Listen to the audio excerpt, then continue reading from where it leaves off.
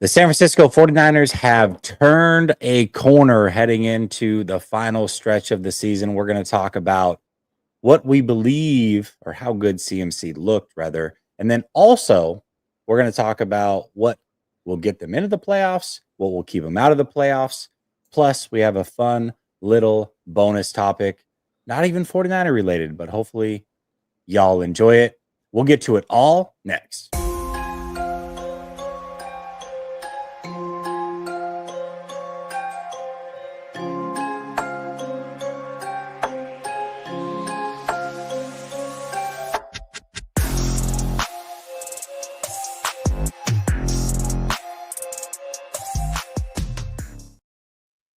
All right, welcome back to Last Second Sports. We are giving you our take down to the last second, and I got Sunil with me. I mean, I can't even be like, "Hey, it's Thursday. I got Sunil." It just Listen, we throw a show together whenever we can, but whenever I can get on with my guy Sunil, I definitely make sure to make it happen. Sunil, it's been a long time, brother. How you been? Yeah, man. Hey, props to you. A lot of these new shows are popping up. I like the four-man front.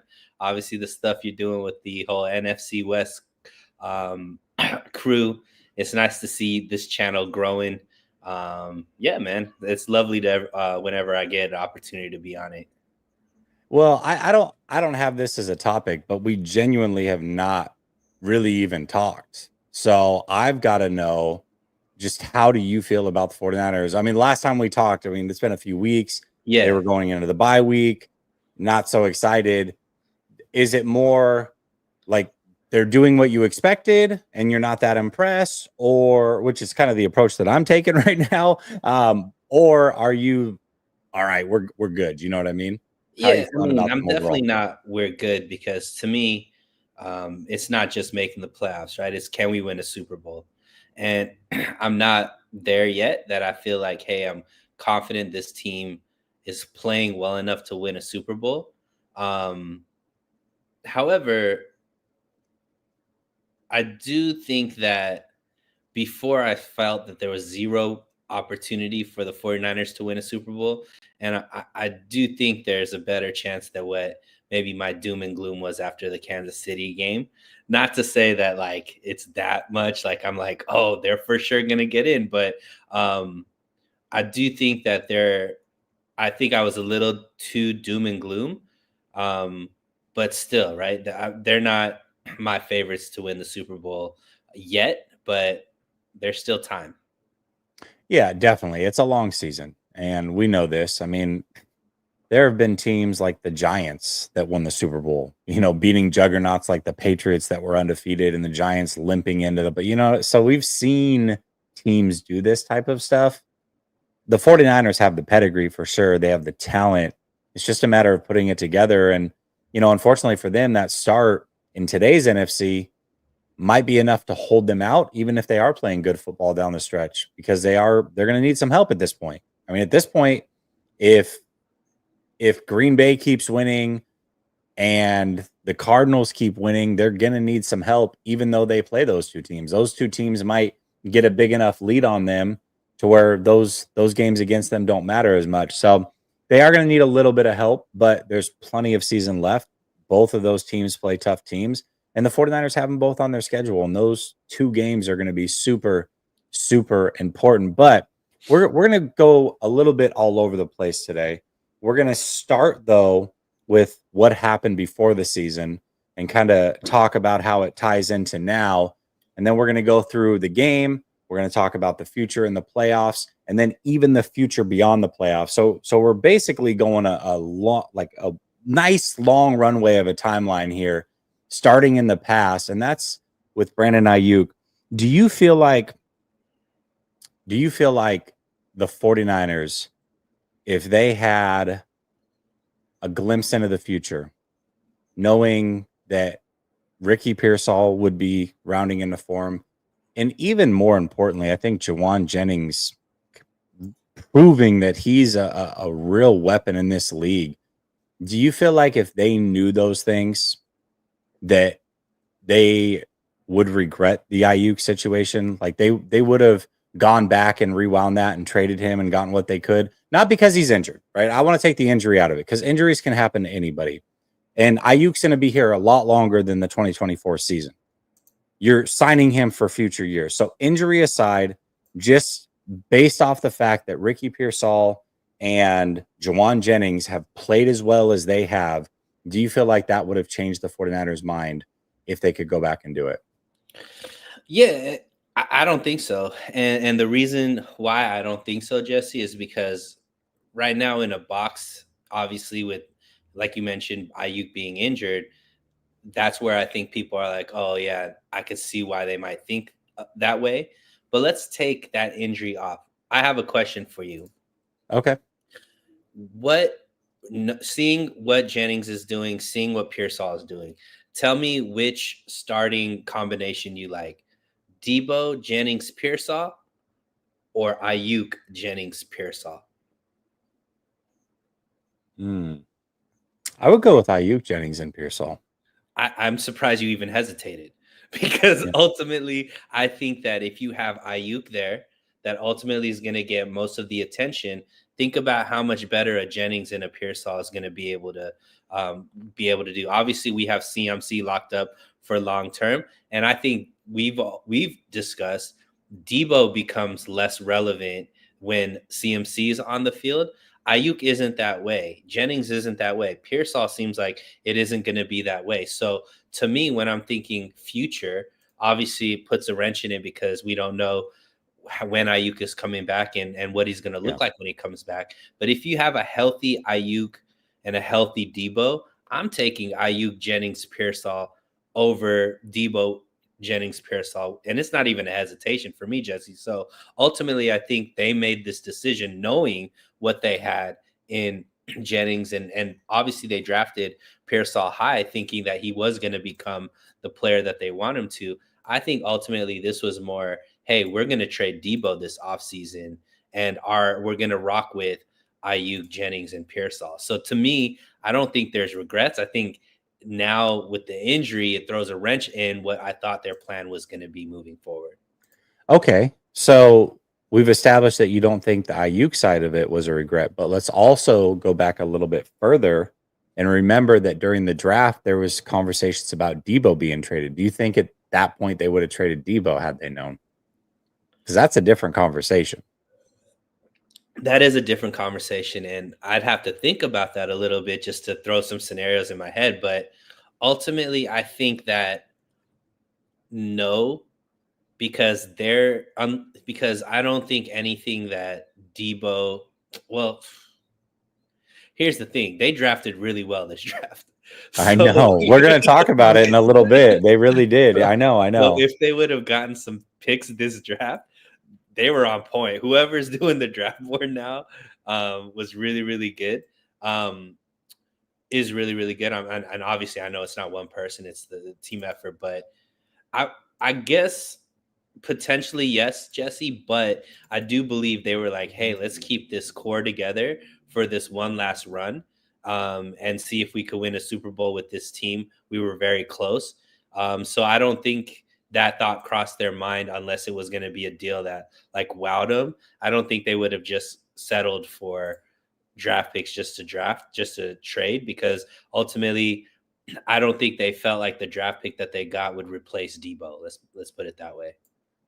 Yeah, I guess that's fair. They're trying to make one last run, so no matter what. But I mean, Jennings' emergence is really, really impressive. We know that he was a good player, but that was within the context of him being a number 3 wide receiver. Yeah. Now he's like thrust into this role where he's playing the X, and it's like, dude stays open. I mean, he was a cheat code against the Bucks. Now the Bucks aren't the biggest barometer or biggest test. I get it. Their passing defense is atrocious. I understand all of that. But Jennings has proven time and time and time again that he just gets open, man. It doesn't matter. He finds a way to get open and make tough catches. And I was thinking about this the other day. The Bills drafted Keon Coleman. I bet you if you went to the Bills and said, hey, Keon Coleman is going to be like Jawan Jennings in a year or two, they would be ecstatic with that. because Yeah, Keon Coleman was drafted as a jump ball guy, a one-on-one, back shoulder, man beater type of player that plays with physicality and goes up and gets the ball. I think they would be thrilled if Keon Coleman was as good as Jennings is. sure. And I mean, ultimately, I think more than his route running, which is good. You mentioned it. I mean, his hands, I think, is what really is impressive, right? His Yeah. ability to catch anything that's around him, make difficult catches, like you mentioned. So yeah, I think he's a great possession receiver. I think maybe the role that he's playing right now is more suitable than what he was playing in previous roles when Debo and Ayuk are out there. But I could see, when Ayuk comes back and he's relatively what he was at his as his peak. I mean, that's a really good receiving room, right? And it's locked up for a few years where you're not really thinking, hey, who's our receivers moving forward in the next 2, 3, 4 years?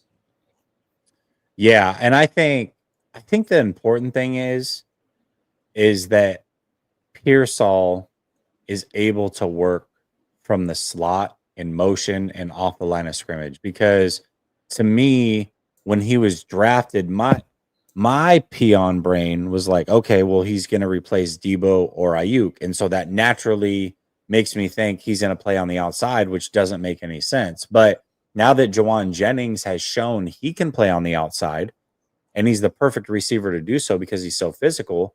That allows Pearsall to do what he does best, which is get free releases, uses quickness off the line. He's a crisp route runner.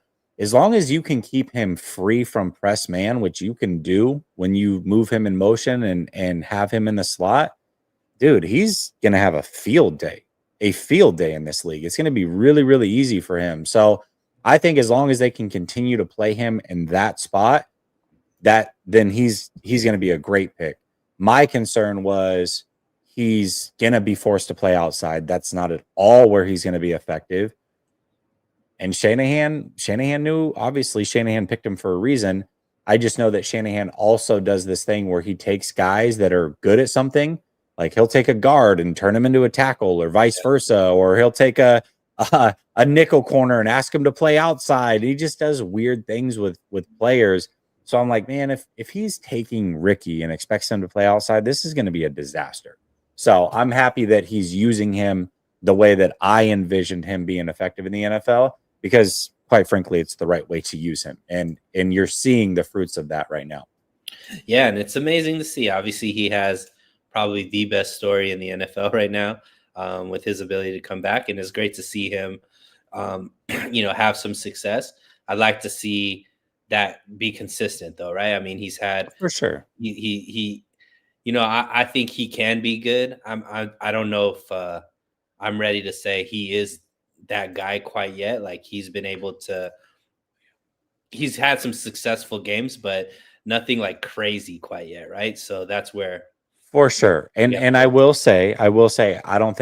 still don't think he's ever going to be a number one wide receiver in this league. And typically when you draft a guy in the first round, that's what you should expect. So I get it from that standpoint that he might not live up to those expectations, which is totally, totally fair.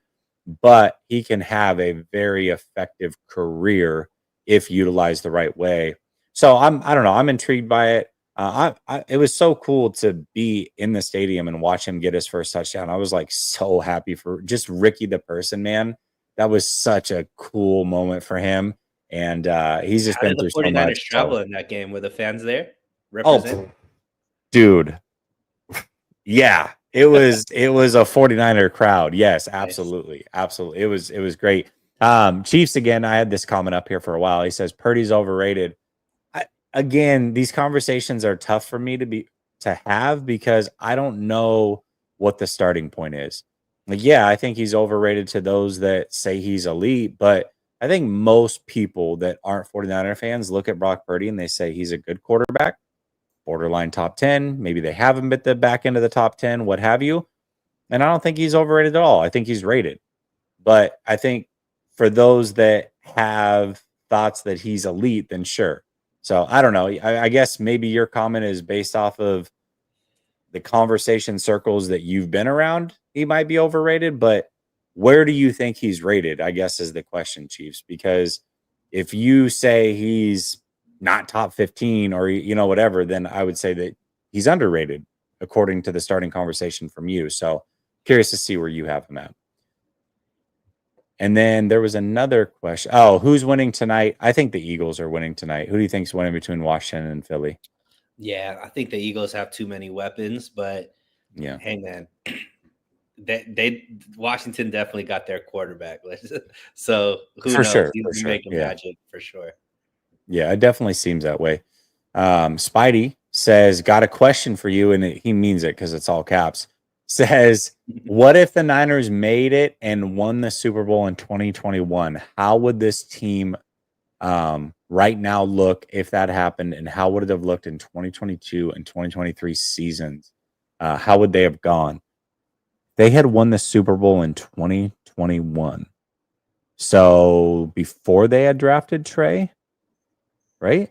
2021 is Jimmy G, right? Jimmy Or G got was injured that year. that was Trey's first season? I'm just trying to remember. I know Jimmy was starting. I know he was playing, but I'm trying to remember what season was Trey drafted. 2021, right? Yeah. So they had already drafted Trey. Is he talking about? I guess it's confusing to me what team he's thinking. Trey, yeah. So he's saying he Well, put it. he's He's saying Jimmy assuming that G Trey's yeah, first. yeah, Jimmy would have been the Super Bowl winner. I just wanted to remember if Trey, because if Trey wasn't on it, then I would say, all right, they're building around Jimmy. They got all those picks. Like Yeah, the team itself might be in a better spot, but the quarterback position is not, right? And that's really the reality of it. Um, I mean, I think it would be what's going on with Detroit right now. Right, they have Hendon Hooker there that came in, but obviously they have Jared that's playing well enough to get them excited and stuff like that. So they re-up him, give him a contract. I think Trade ends up not seeing any playing time because you have to go with the Super Bowl winning quarterback. yeah, and I agree with that. I think I don't think things would look much different as a team other than Jimmy would have been the quarterback. This is the real question, right? Because I feel like a lot of this stuff would have been the same as far as the players they got and all those things, including Purdy being third, the third string quarterback going into 2022 when they drafted him. The difference is that Jimmy would have been the starter to start that season and not Trey. So once you make that tweak, what do the injuries look like? Because remember, Trey got hurt in the second game, then Jimmy came in and then he got hurt, and that made way for Purdy. If Jimmy starts, there's a good chance he gets hurt, right? Because he always got hurt. Right. But then if Trey comes in week 5, week 6, does he not get hurt? So I don't know. I mean, I think a lot of things could look really different, but the biggest difference is that Jimmy would have been the starter in 2022. And then if he had remained healthy, he would have remained the starter. If he wasn't, then things would have, who knows what would have happened. But Yeah, I I think mean, that would have been the biggest difference. the narrative around the team would be different. A Yeah. lot would be different as far as how would the 2022 and 2023 seasons have gone. I mean, looking back, those are really good quarterback rooms, right? So even Yeah. if Jimmy got injured, you would have, Trey Lance. I mean, obviously, it's still out on what Trey Lance is. Was Darnold? No, Darnold wasn't there yet. I forget who was No. in the quarterback room in Uh, 2022 is when they drafted Purdy. Purdy. Yeah, so Mm. Purdy And I was there. still think they would have drafted I think a lot of that Yeah, would have been the same. It's just Jimmy would have been the starter week 1. That would have been the difference. And then how long before he got hurt is really what it comes down to. And then e- everything would have been slightly different from there. I don't know that a lot of fans would know who Purdy is if that was the case, because maybe Jimmy never gets hurt, you know? I yeah. don't know. Who knows? But anyways, all right, let's go to the next topic here. CMC played football for the first time all year, and we saw some good. I think we saw some good in the past game. I think we saw maybe some lacking some explosion a little bit in the run game. And that's to be expected. I don't think anybody expected CMC to be CMC. But overall, did you leave that game feeling encouraged, discouraged, kind of whatever it is, what it is? He's healthy, great. Like, what were your thoughts watching CMC on Sunday? I mean, it wasn't his best game, and he still had over 100 combined yards, which is just insane that he could just in his sleep get 100 all-purpose yards as a running back against, Tampa Bay still has a pretty decent defense. Um, he's not where he was, anywhere close to where he was last season. You could tell, obviously he had like 30 something yards on the ground. What was a little bit discouraging, Jesse, was the snap count. Um, Mm, so the player himself is fine. I think he's going to be very, very important to this stretch run for the 49ers. The for fact sure. that Garindo and Mason both just disappeared then all of a sudden is what I think was more disappointing because those guys really held it together and got played well, I would say, and showed flashes that hey, let's keep using these guys to keep CMC healthy.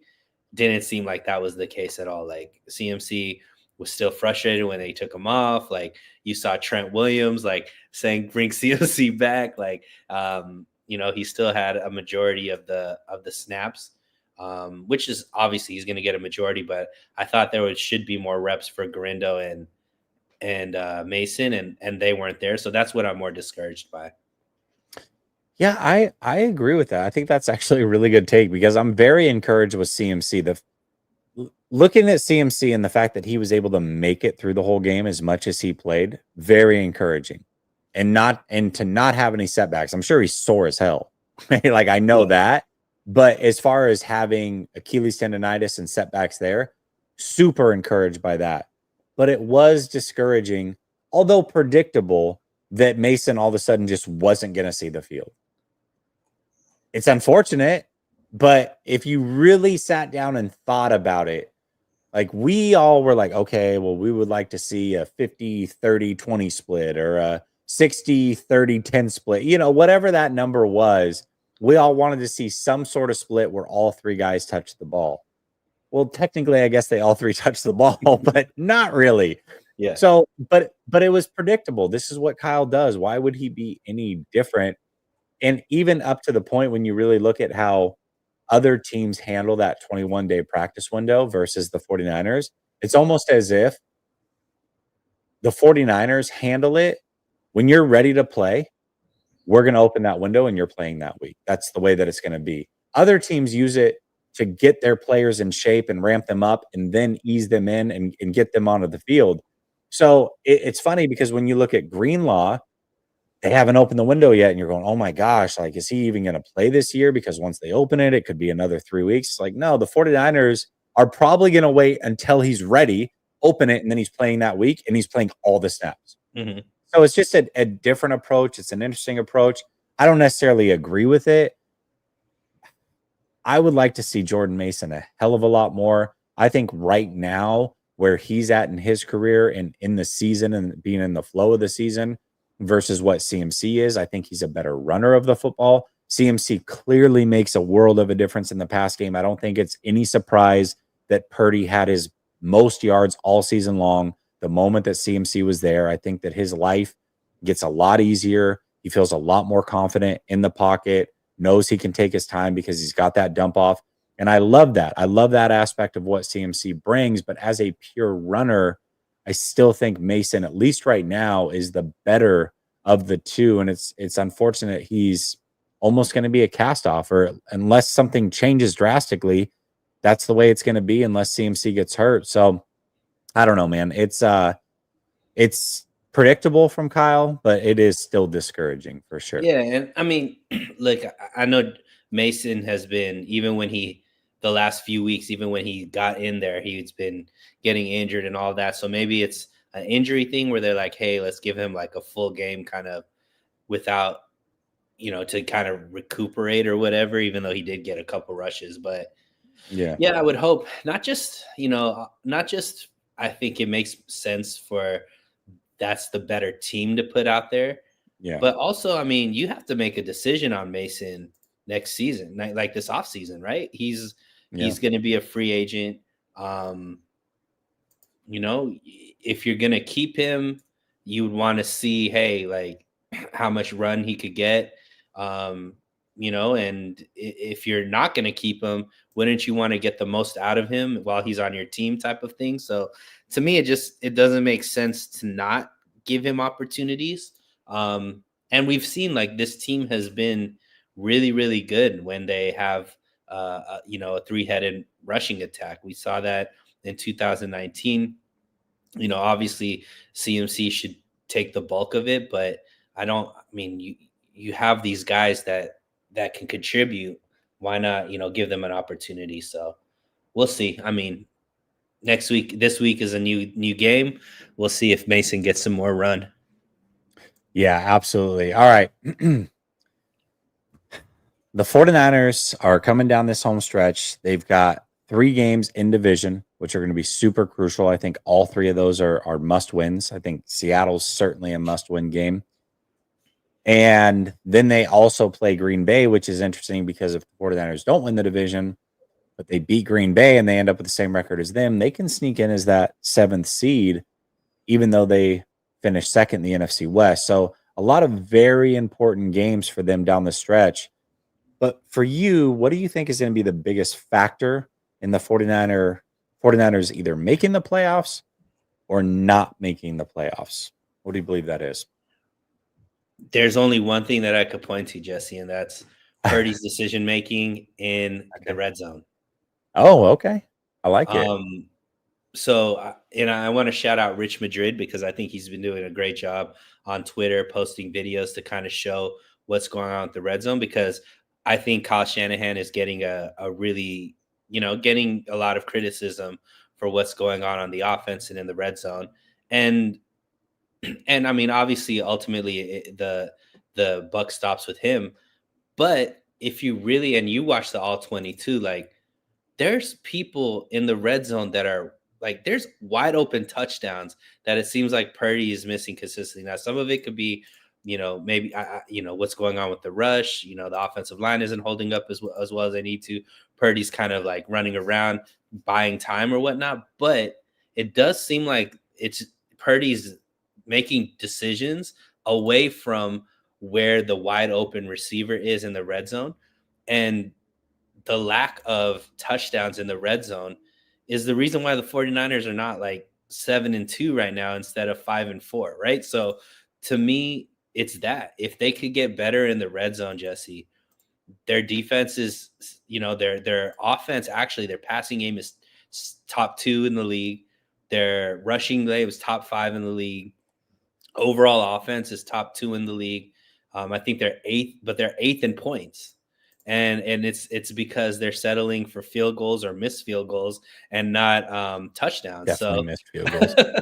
so to me, if they start turning those red zone opportunities into touchdowns, Jesse, I mean, this team goes from this team goes to potentially the best team in the NFC, bro. Like that's how drastic the change could be because all of a sudden now this defense is playing with the lead. They're able to play to their strengths, which is rush the quarterback and lean on a very good secondary.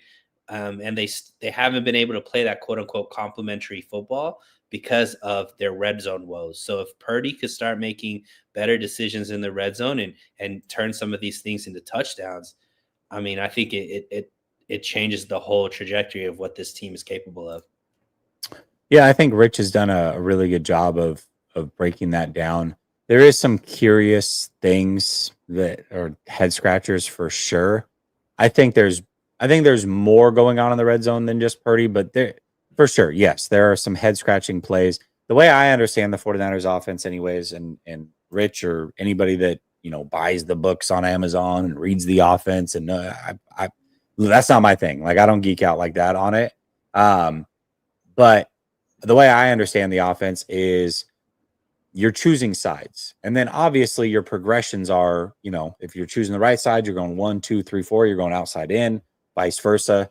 If you choose the left side pre-snap. but you have a choice pre-snap. And there are some curious situations down in the red zone where it's like you have 4 defensive players over 2, and you're choosing that side versus you've got 3 over here, and now you're getting guys wide open. And of course, I don't expect you to see something break wide open on the backside, but I do expect you to choose right pre-snap. That's supposed to be your superpower. So I get that.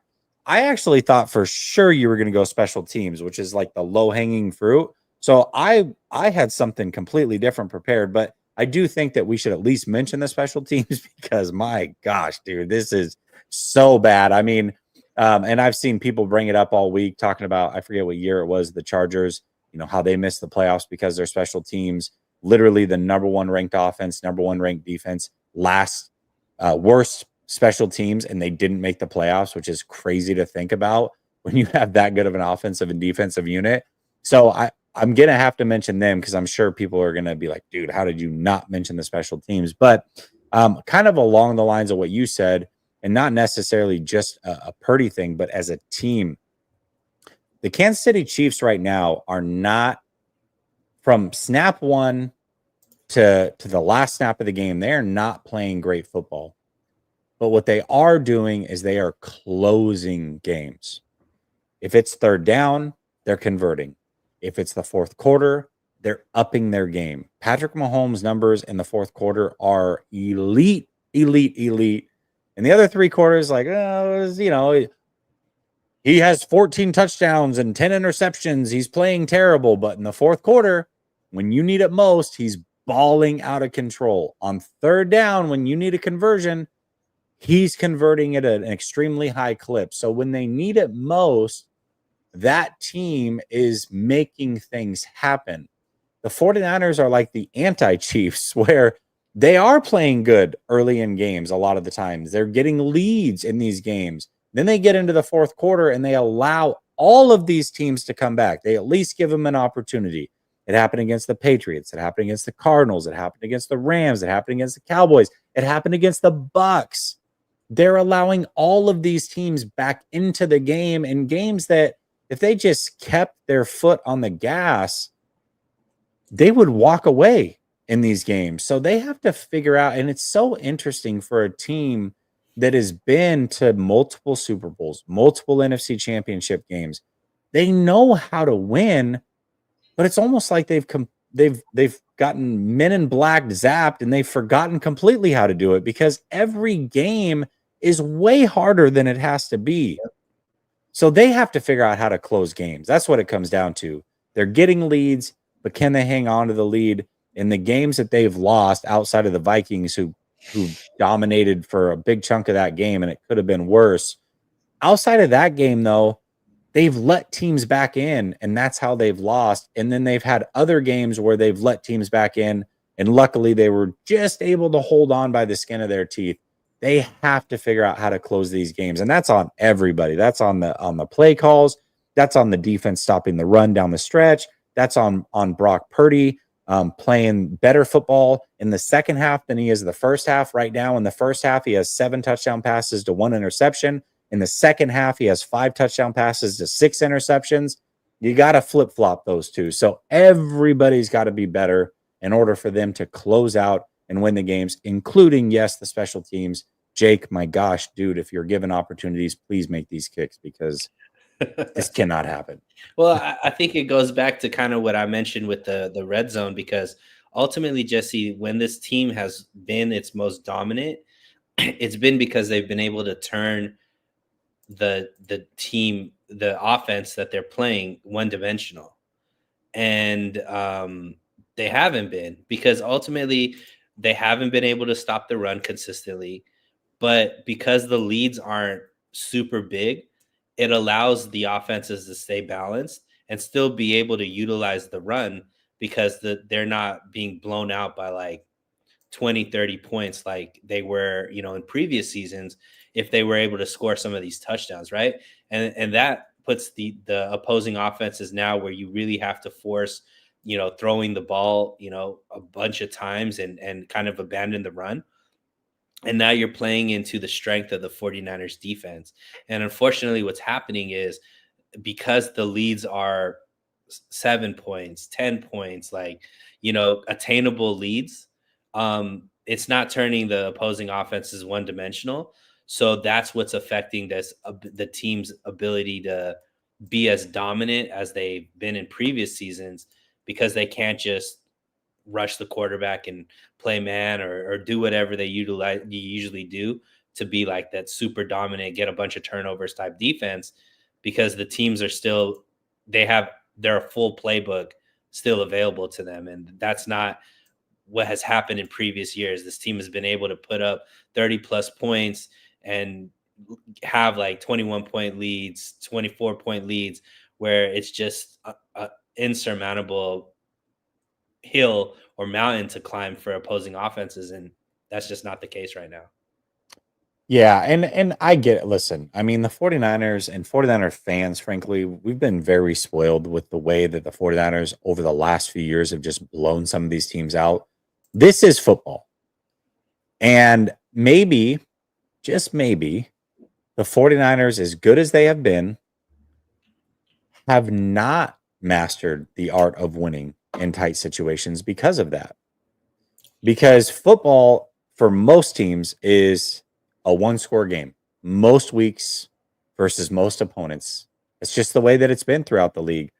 And knowing how to win in those situations and fight through that, it's a skill, it's an art. And the Chiefs have been doing it since they've traded Tyreek Hill. Like, this is what they're used to. Other teams deal with this on a very regular basis. And you look at Brock Purdy's career regular season come from behind wins. I don't know that he has any. And that's not because Brock Purdy can't do it. It's because Brock Purdy hasn't been put into those situations, which means the team's not in those situations ever. Right. And when they are, they're not making it happen. So that's what's really, really hard is, especially when you get to the playoffs, you're guaranteeing at some point you're gonna be in that situation. And the team you're playing is most likely been in that situation 5, 6, 7, 8 times throughout the course of the season, and you never were. You're just blowing teams out. And so now you're in a situation you're not used to, and you got to figure it out on the fly. And you've got to do something that this other team has done multiple times throughout the season. So maybe in a weird, bizarro world, this team will be better off for it because these games have been tight and they are having to figure out how to win and close these games out when they get tight at the end. And these teams aren't going away the way that they are used to them going away. Maybe that will help them come playoff time. Maybe they will be more battle tested than they've ever been. So I don't know. It could be a good thing, I guess. And put some respect on Brock Purdy's name. We talking about against Detroit in the playoffs, the I comeback get game. it. I understand. My point was not, it was not a Brock Purdy take. No, no, My no. You point said was, that I don't think Brock Purdy's ever come back in a game. I was just I said regular season. Oh, I got it, was got it, very got it. clear. I did say regular season.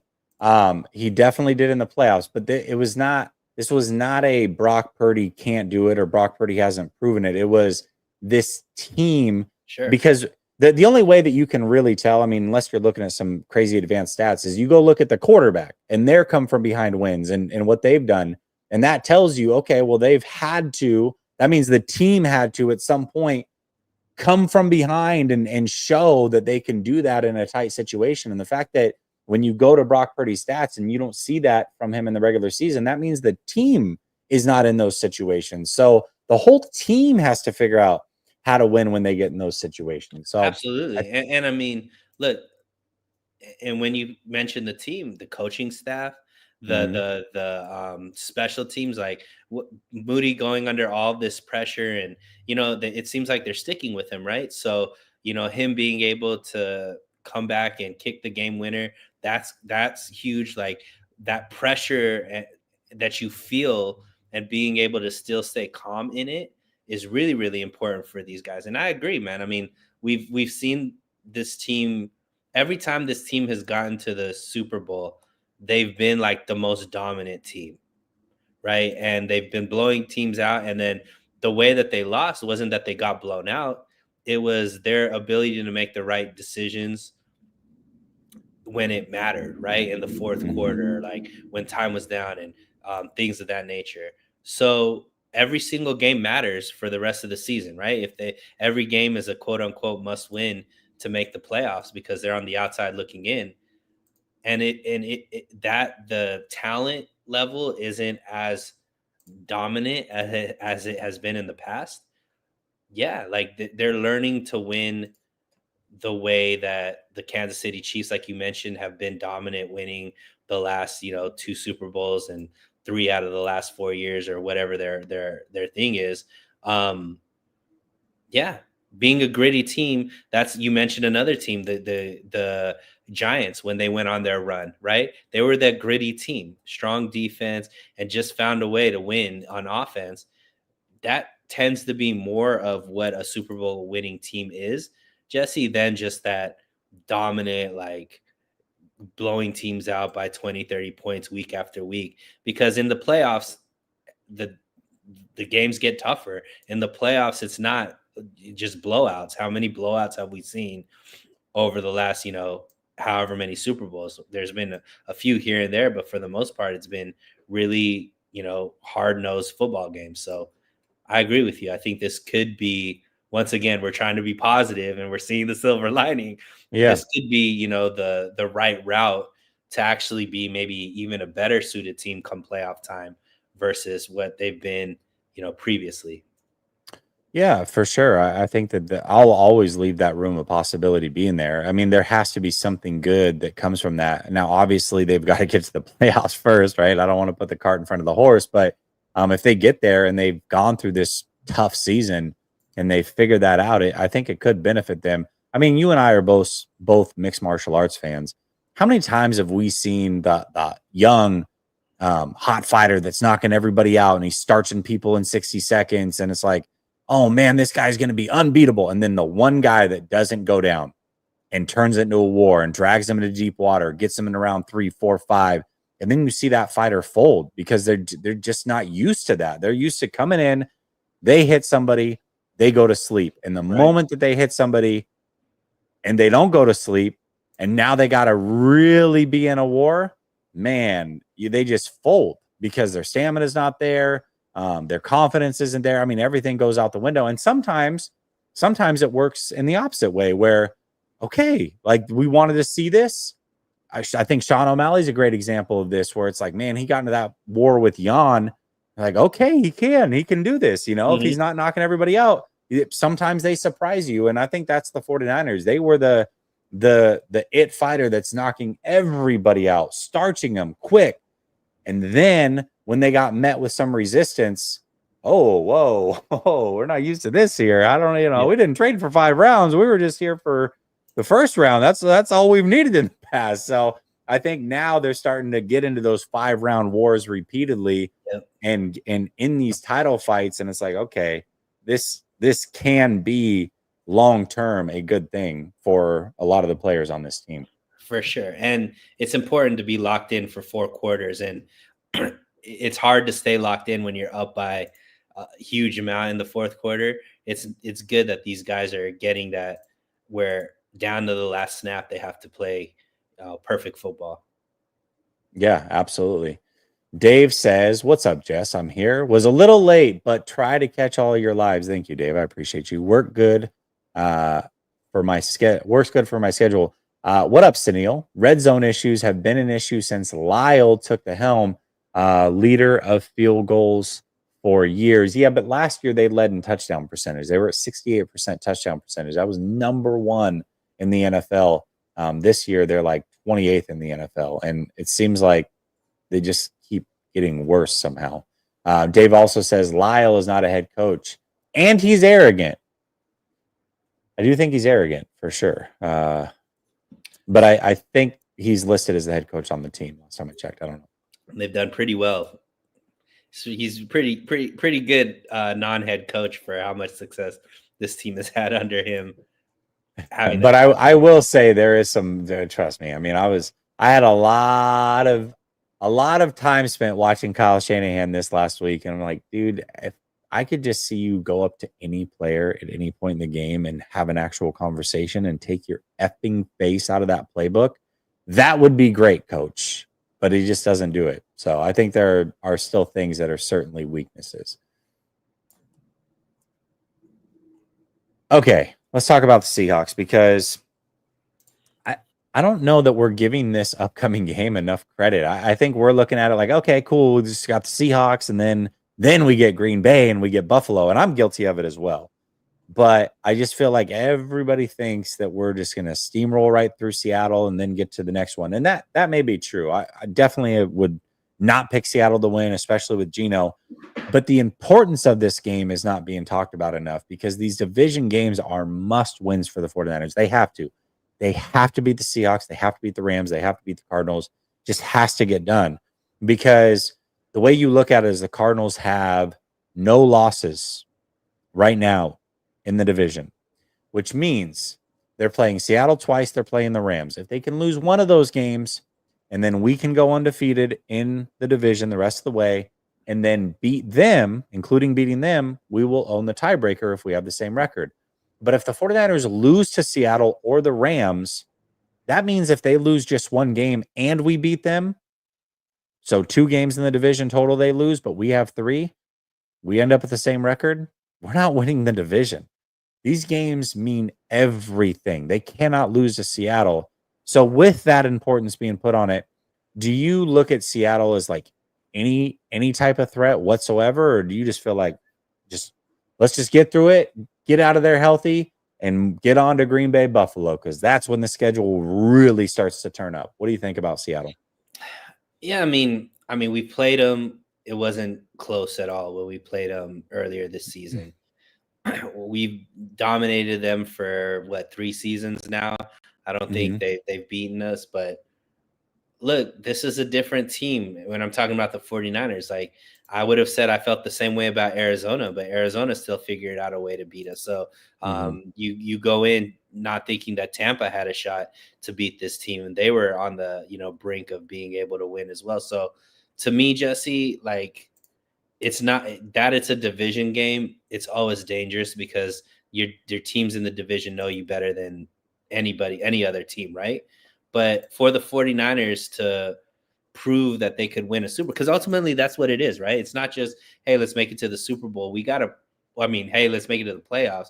We have to be able to come into shape to win a Super Bowl. And ultimately, every game you have to look good. They haven't looked good yet, right? The team hasn't looked good.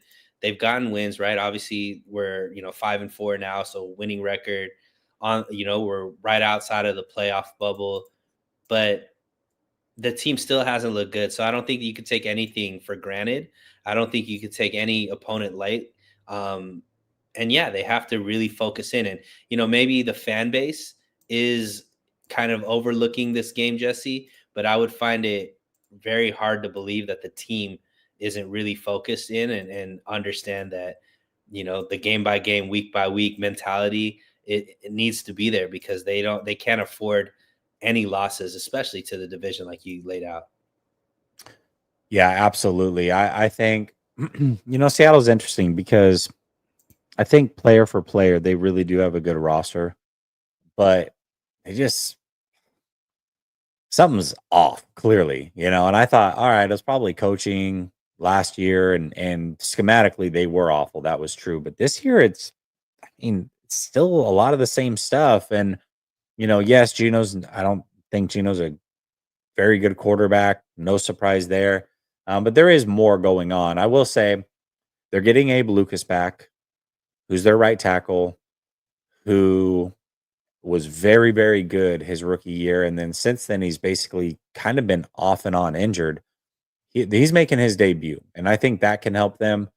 DK Metcalf's coming back after JSN's already inserted himself, and they have 3 starters on defense, starting corner and 2 starting defensive tackles that weren't there the last time that the 49ers and them faced off that will be there this time. And so I think the 49ers are obviously a little bit healthier, getting CMC as well. But with Seattle coming off of a bye, getting those players back, I think they're a live dog here. I do. I still think the 49ers win. I think my prediction was like 27-20, but I think that there is a scenario here where things could get really, really tough. And even if you look at the score last time, yes, it looks bigger, but we also have to remember there was one point in time where Seattle had the ball And if they score there, they actually took the lead later in that game, and Geno did Geno things, throwing the interception over the middle, and then it was kind of on from there. The route was starting to open up, but even in that game, Seattle had a chance later, and so I think that I don't want to, as a fan base, overlook Seattle, knowing that we've dominated them, because this game is so important, and if for some reason they tripped up, it's going to be really, really ugly. So I think they're going to win, but man, there is a lot of importance on this game. There really And I is. think Seattle still believes they're a playoff team, and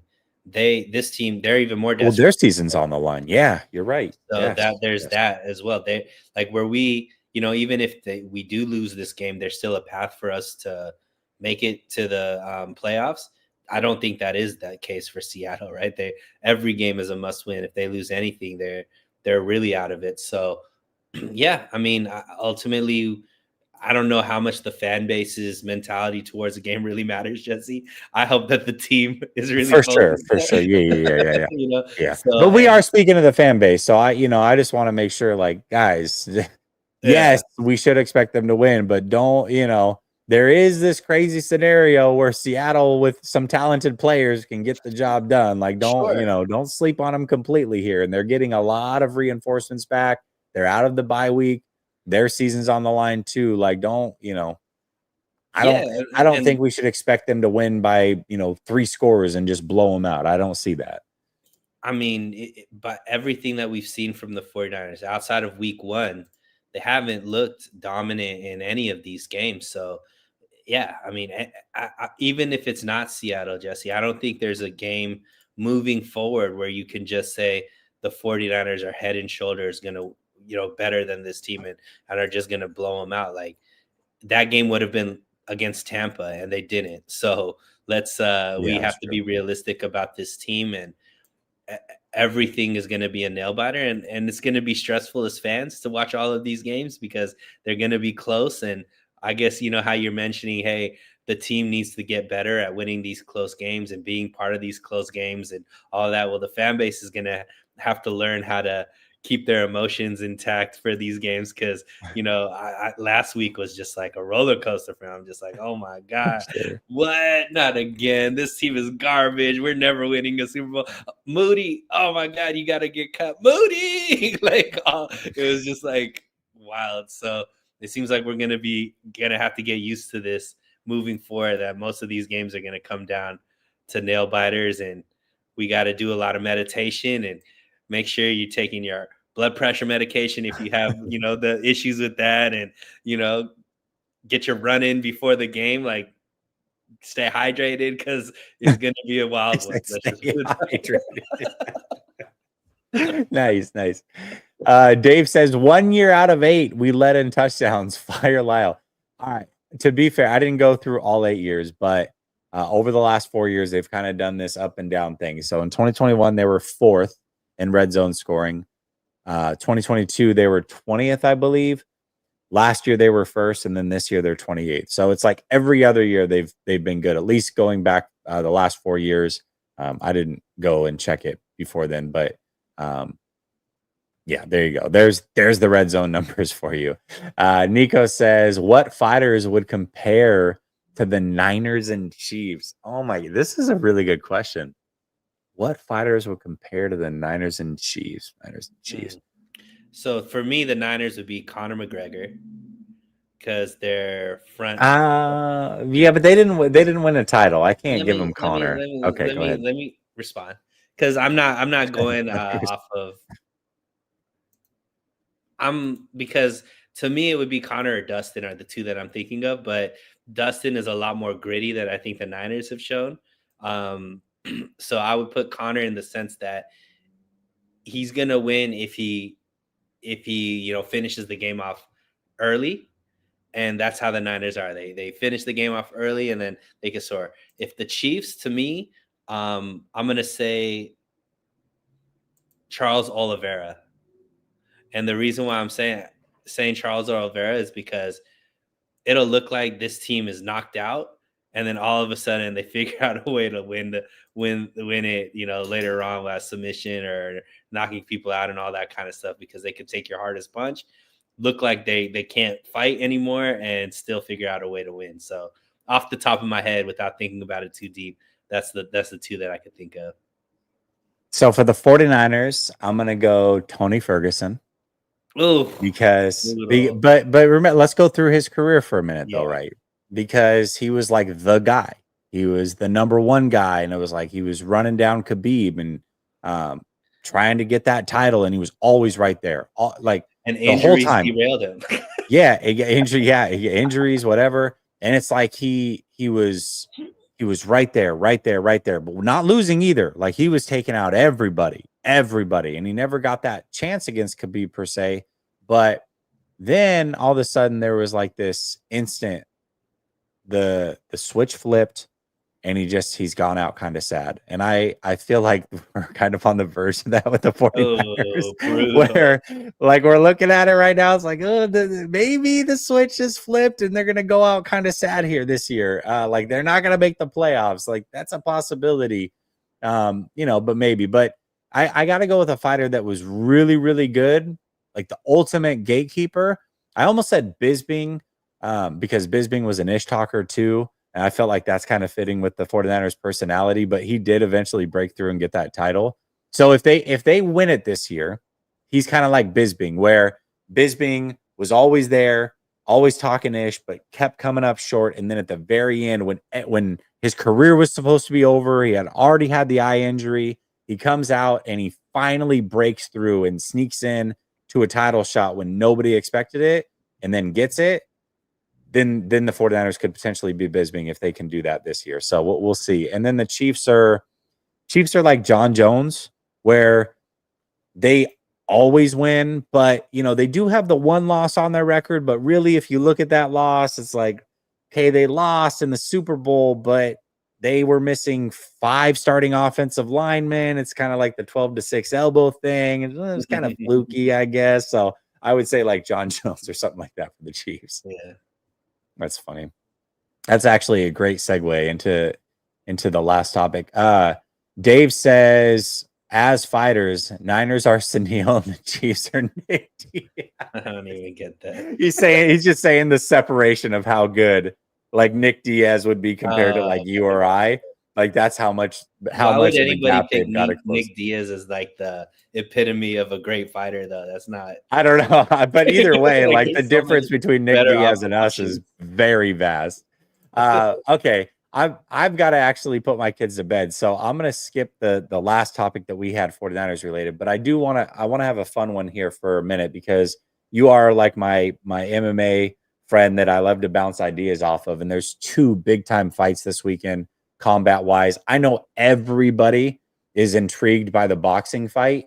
Like, I don't care who you are. I've got like my sister-in-laws talking about it. They don't give a damn about contact sports or none of that. But they're like, who do you think's gonna win? Tyson or Jake Paul? Everybody is gonna watch that fight because it's on Netflix. So I know that everybody that is a French fan or just knows the name Mike Tyson is gonna be watching, or Jake Paul, whatever. The real fight on that card, though, is Amanda Serrano versus Katie Taylor. And Yeah. real combat fans know this.